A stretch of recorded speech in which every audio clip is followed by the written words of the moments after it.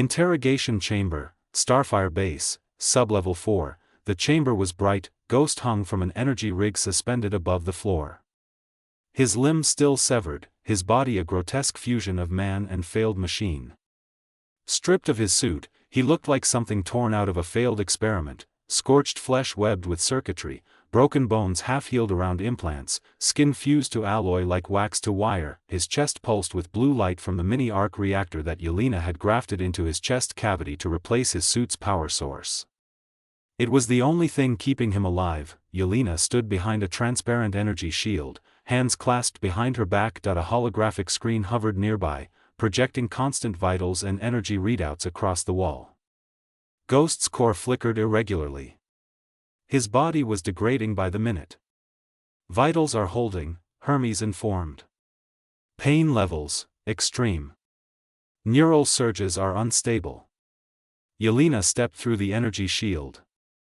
It shimmered around her, then vanished as she passed. Her eyes were locked on the ruined man hanging before her. She stopped just a few feet from Ghost.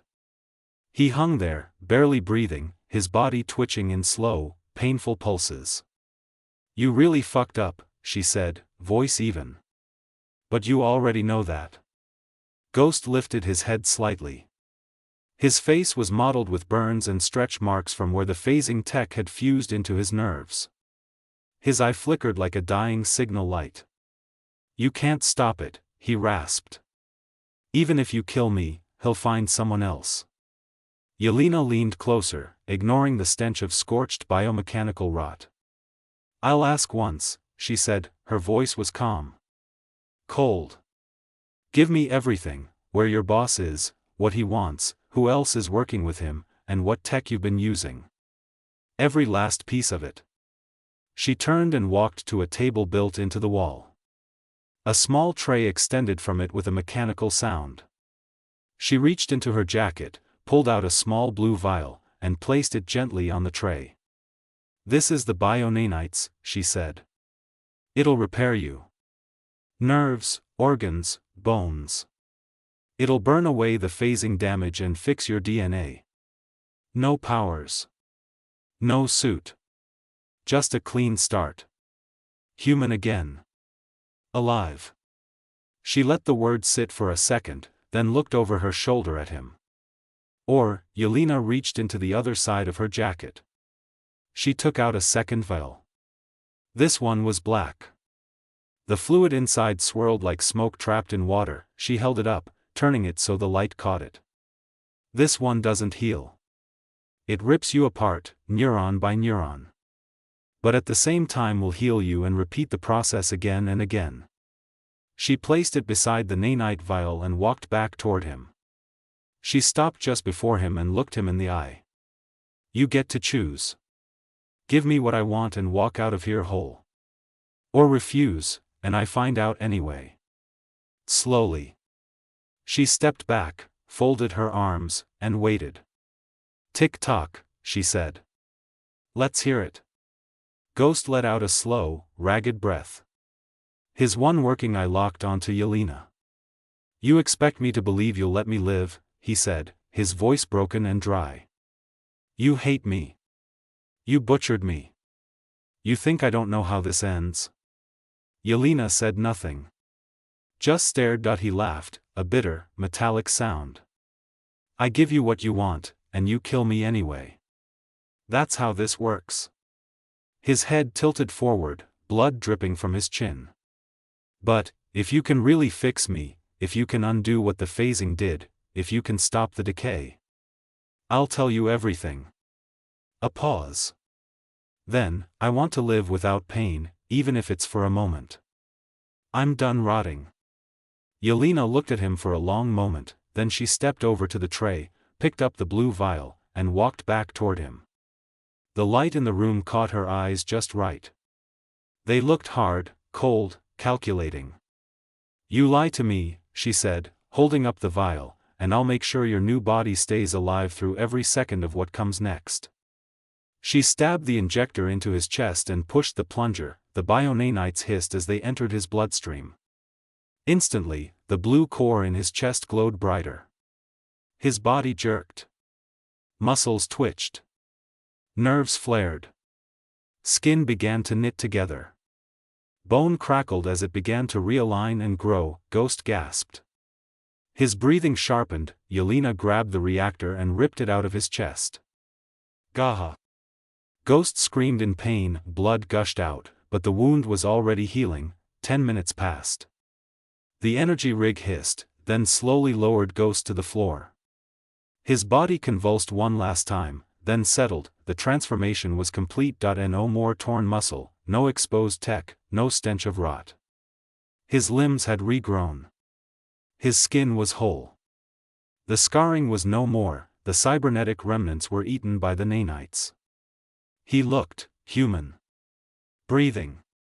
Alive. He stared at his hands in disbelief, ran trembling fingers across his chest, then his face. His voice came out as a whisper, "I feel warm." He fell to his knees.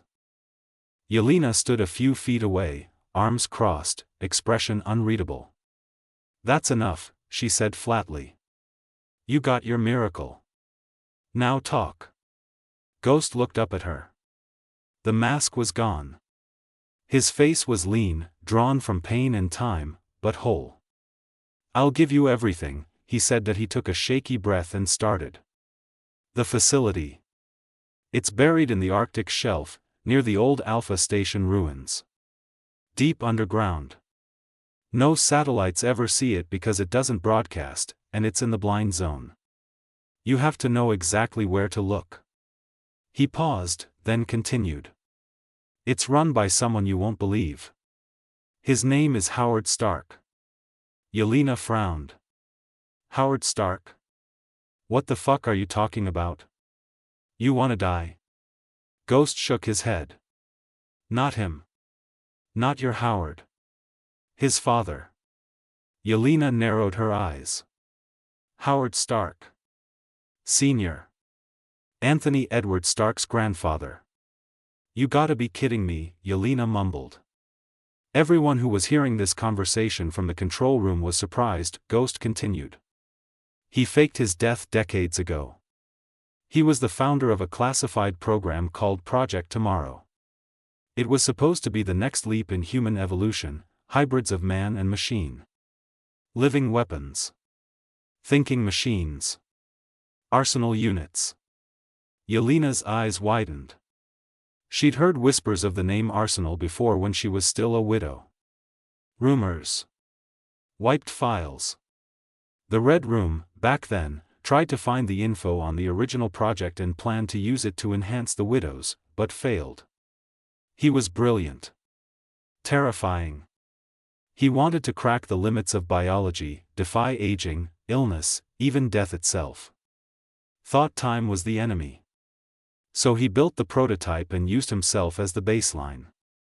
But there was a failure. A massive explosion at the primary facility. Everyone thought he died.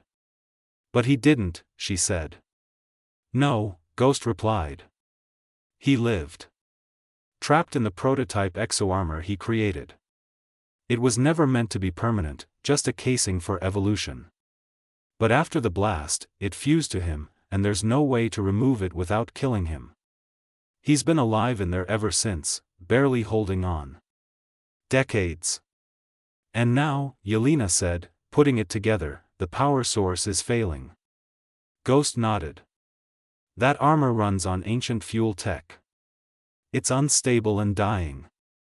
The only thing powerful enough to sustain him indefinitely is Stark's arc reactor. He's desperate. His body is decaying inside that armor. Every moment is pain. But his mind? He's still the same brilliant man with the obsession of conquering time." Yelena stared at him for a long moment. "Why didn't he just come out? Ask Tony for help?" "He hates Tony and Howard," Ghost said. "He thinks they are weak. He calls Tony a deluded idealist. He wants the future built on his vision, not his grandson's compassion. Why help others by giving away the future when you can control everything and everyone and live like an apex being forever?" Yelena's voice was flat. "What about you? Are there others working with him? What technology does he have? Ghost looked down. He promised to cure me. Said if I helped him get the reactor, he'd fix the decay from the phasing tech. Said he'd build me a new body. I didn't think I had a choice. And there's no one left but the two of us. Mandarin was working with us, but they fell in a single night. We turned to Madame Hydra, but Hydra fell the same way, and she was killed. Then we roped in Hammer. We were working with him for a time, but he was also killed. Then came Ross, promised him the supply of a newly discovered metal in exchange for a new arsenal unit, but he also disappeared. Not to mention, our effort to get the symbiote also failed. Yelena stepped forward. Cloning technology? She asked. She doesn't care about the dead. What caught her attention was the mention of building a new body.